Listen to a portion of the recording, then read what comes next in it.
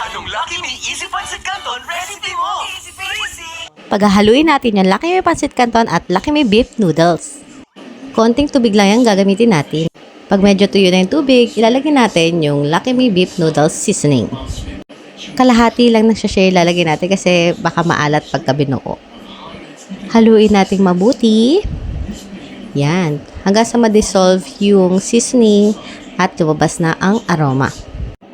Pag medyo tuyo na yung tubig, doon naman na sunod natin ilalagay yung oil ng pancit canton at yung soy sauce ng pancit canton. Simutin nating maigi. Haluing mabuti hanggang sa maging evenly ang kanyang color.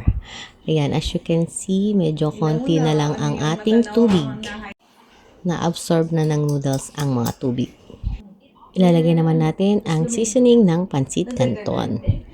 Yan. Pagka medyo konti na yung tubig niya. Sprinkle lang natin evenly. Tapos, haluin ulit mabuti. Ito nga pala yung secret ingredients ko. Itlog. Ayan. Habang medium yung heat, ilagay na natin siya hanggang sa maluto siya ng paunti-unti. Isa lang yung ginamit nating itlog niya.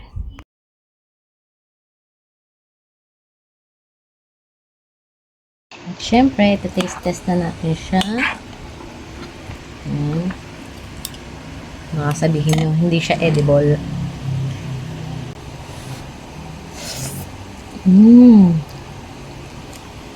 Sarap. Try nyo din.